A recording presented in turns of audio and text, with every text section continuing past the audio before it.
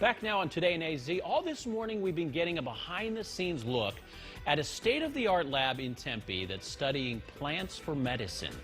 Rick Scalzo Institute is part of a campus that also includes a school and medical center. Well, this morning, Team 12's Jen Wall is joining us live from Tempe. She's taking a closer look into our gut health. Good morning, Jen. Yeah, good morning to you guys. So we've been studying those plants, and now we are taking a look at a slightly different approach to medicine. So maybe you have some questions about fertility, or maybe your stomach always hurts. Well, Dr. Amanda Alexander is joining us live this morning, and she takes a different approach to helping treat some of those illnesses. So what's different about the work you do here than maybe going to like a primary care doctor or something like that? So essentially, one of the main tenets of naturopathic medicine is treat the whole person. So we actually look at a person as a whole. Sometimes people are stressed out in their home life. Sometimes there may be some other factor environmentally that's affecting or impacting their health. So we try to address or get to whatever that root cause is of their disease and then address it from that perspective. And why do you take that approach?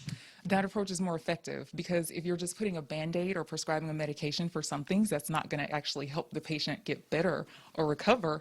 It'll just be a temporary fix. Okay, so you have some supplements here. Why don't you talk about those and how you might use those if someone, has some kind of common complaints that you treat?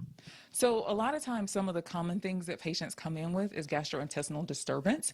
So that's kind of what we're focusing on today. So with the holidays coming up, a lot of times people will overindulge.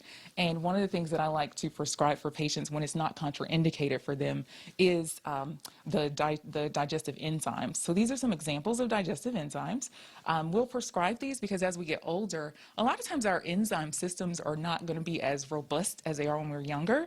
So the enzymes that our bodies are making are not as efficient in breaking down our food into the macronutrients, proteins, fats, and sugars so that our bodies can absorb them. And as a result, we end up having digestive issues. So these types of things contain enzymes like proteases, lipases, things like that to help us break down proteins and fats so we can digest our food and absorb nutrients better. Fascinating. So what are some other simple things we can do at home to help maybe treat some little issues we have like that, if it's nothing serious? And then what about like food sensitivity tests? Okay, so food sensitivity tests are definitely important as far as it relates to how we'll utilize those for individuals. If you think about, a lot of times they'll call them allergy tests or food allergy panels. I prefer to call it a food sensitivity test because it's different from allergies. Allergies are looking at IgE immunoglobulins, whereas a food sensitivity test is going to look at IgG or even IgA immunoglobulins. So basically, if a person eats a certain food that their body is going to react to, sometimes the symptoms can be really, really subtle. Like maybe you'll have a runny nose about 30 minutes after eating, or maybe you'll have headaches or chronic migraines. And then, of course, sometimes people have bloating or other GI symptoms after eating those foods that they're intolerant to. But the key is to figure out what those things are for you as an individual. So we run blood tests. It's a very simple blood draw. Specialty clinics like the Naturopathic Center here at SCNM will actually run that for the patient, and this will show us what specific foods, those proteins, your immune system is going to react to or respond to in a negative way.